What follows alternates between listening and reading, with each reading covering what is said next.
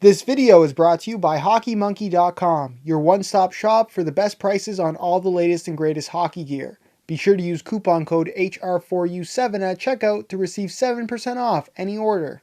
Hey guys, Josh from HockeyReviewsForYou.com, bringing you my review of the E28 blade pattern from Easton. Now this is a continuation of my series on reviewing curves and blade patterns from all the different brands. There is so much variety when it comes to curves out there, but a lot of people only ever try one or two different patterns that they know they're comfortable with. But like I said, there are lots of unique patterns out there like the E28 that perhaps a lot of people would like to try out, but don't necessarily know how it performs and don't want to take the $300 risk of trying it out. So that's what this video is hopefully going to clarify for you, just to touch on how important blade patterns are, because I don't think a lot of people realize it.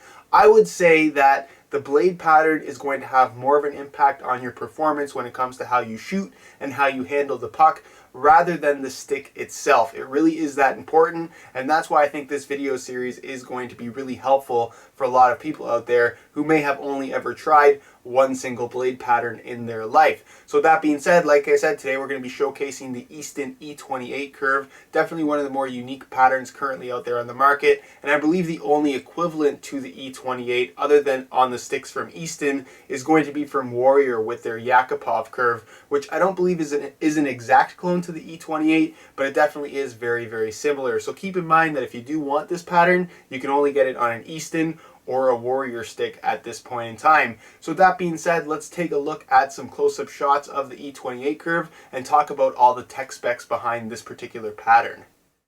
The E28 blade pattern from Easton is a toe curve, something you don't see very often at a retail level. Now, as far as that toe curve is concerned, you're going to find that it has a depth of half an inch or 12 millimeters, so it isn't anything overly extreme, and the face of the blade, especially at the toe, is quite open, so you're going to have an easy time elevating the puck, especially when you're in close on the net. You'll find that it features a medium length blade with a rockered base, so in that regard, it is quite similar in terms of how it feels right off the bat to something like an E3 pattern from Easton, which is a curve that I think a lot of people are a lot more comfortable with. And you'll find that the toe is also rounded, but with a slightly narrower profile about it, and that is simply to allow you to get as much blade as possible on the puck when shooting, because you are going to be shooting the puck right there at the tip of the toe quite often.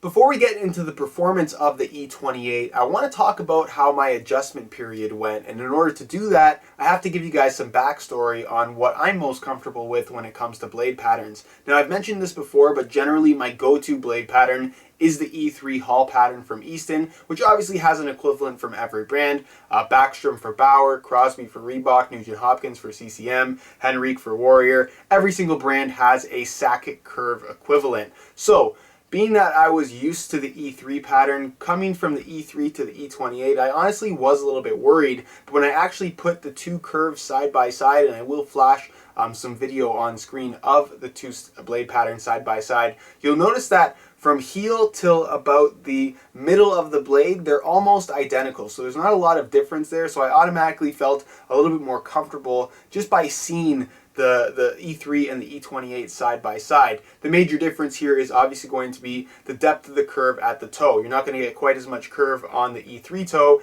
as you're going to get on the E28, which definitely is a lot more aggressive and will feel a lot different because of it. But for the most part, they're a similar length blade. They both have rounded toes. They have the similar rockered bottom, which is not flat. Essentially just means that the bottom of the blade is a little bit curved as opposed to being flat like you might find on a cane curve or something like that. And they're a similar lie as well. So for the most part, I didn't find the transition to be quite as extreme coming from an E3 to an E28. Whereas if you were coming from something like a cane curve to an E28, the difference would be pretty significant and it might take a much longer getting used to period. But for the most part, I tried the E28 for the first time. I felt like I could shoot the puck relatively accurately. Of course, again, it's not a perfect experience. There was a couple hours of time until I felt like I was truly comfortable with the blade pattern. But for the most part, like I said, coming from an E3 to an E28, I didn't find the adjustment period to be all that significant.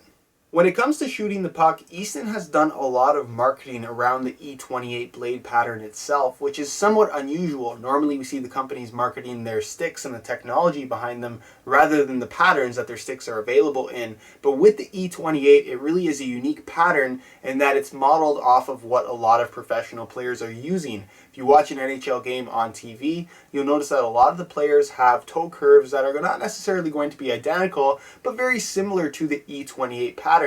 And there's a reason for that. What the E28 pattern, that toe curve, what it does is it forces you to shoot the puck on that front third of the blade, right at the tip of the toe. And because you have most of the curve on the blade right there, like I said, it almost forces the puck into that area of the blade. So when you release the puck, you're going to have more leverage on the shaft. Because of that, it's going to flex a little bit more, and it's going to lead to a slightly more powerful shot. And I have to say that when I'm taking quick release snapshots, I find that I get more power using an E28 curve than I do with any other curve that I've personally ever used. So for snapshots, to me, the E28 is the ultimate pattern currently out there on the market. When it comes to wrist shots, I honestly didn't find this to be the best pattern.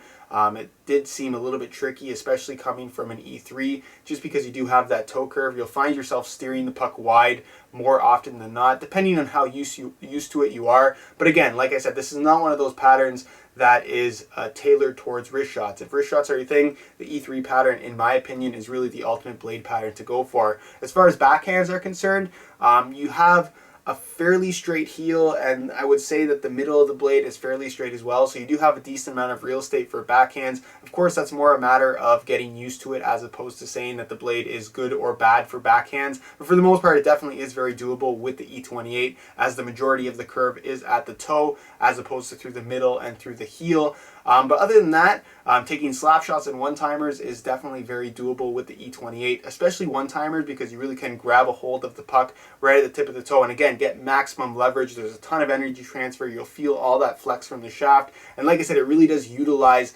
all the stick technology when you shoot it off of the tip of the toe, which is something that is personally my favorite part and aspect of the E28. Other than that, it does have that rockered base like you're going to find from a lot of blade patterns, so you can kind of efficiently get plenty of blade on the puck when shooting at the tip of the toe. That's also why it has a slightly unique, almost narrow rounded toe to it. It's just so you can get as much blade on the puck as possible when shooting, which is always very important. And it also does have an open blade face, so if elevating the puck is something that's important to you, you're going to be able to do that very easily with the E28 pattern. But with that being said, if you want to keep it low, you can also do that very easily as well. So for the most part, really the only thing that was a little bit strange to me, especially at first with the E28, is that you really have to open up your body and really square the blade face to the net when shooting the puck. If you're at a little bit of an angle, because it is more of a toe curve, I'm right-handed, so when I shoot the puck at a little bit of an angle, it would tend to steer a little bit more towards the left than I perhaps would like, or than it normally would if I was using something with less of a toe curve. So again, there is somewhat of an adjustment period here, but once you get used to it, like I said, shooting the puck off the tip of the toe really does allow for plenty of energy transfer and a really powerful and explosive snapshot. When it comes to handling the puck, I really didn't have any issues with the E28 pattern. In terms of receiving passes on the forehand, I found that very, very easy. The toe curve does a good job of helping the puck to stay on your blade. It's not really going to roll off like it could on a straighter type of pattern, depending on how good your technique is and how good the pass was. But like I said, receiving passes on the forehand felt really good and really efficient on the E28. Really no trouble there whatsoever. Receiving passes on the backhand, on the other hand, was a little bit trickier, especially because you do have that toe curve. So if you're used to something with a slightly longer blade, a lot of that blade is cut off at the tip of the toe just because it's such an extreme curve. So when you are receiving passes on the backhand, you want to try and catch them almost closer to the heel, which can be a little bit tricky at first, but it definitely is very doable. And like I said, after a couple playing sessions with the stick, I really didn't have too many issues with receiving passes on the backhand using the E28. In terms of stick handling, again, it felt fairly natural to me.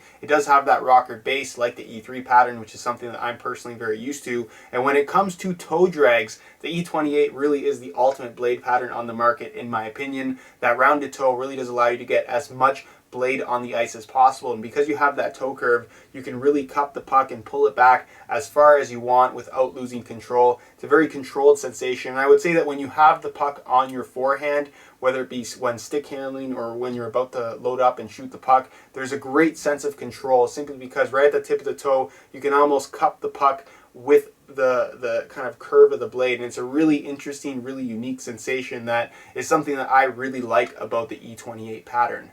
Alright guys, that's it for my review of the E28 blade pattern. Basically, this is one of those patterns that isn't for everybody, but if you're somebody that really wants to have as quick a release as possible, the E28 is definitely something to consider, as it truly does perform well and will actually improve the performance that you get from your stick depending on your shooting style. So for me, going from an E3 to an E28, I really enjoyed my experience, and given the chance to use an E28 again on a future Easton product or a future Warrior product, I would definitely go for it just because I really like the feel of this blade. I really do feel like I'm benefiting when it comes to shooting the puck from the E28 pattern. So again, that's it for this video. If you have any suggestions for other blade patterns you'd like to see reviewed on the channel, be sure to leave those down below in the comments. And also, if you have any questions regarding the E28 at all that I did not cover in today's video, leave those questions down below in the comments as well. I definitely will get an answer out to you. If you enjoyed the series and want to see more, be sure to support it with a like. Subscribe for more reviews on all the latest and greatest hockey equipment. I actually have social media now, a Facebook page, a Twitter, so if you guys want to check that out, there will be links in the description to that as well. And other than that, guys, hope you enjoyed today's video, and as always, thanks for watching.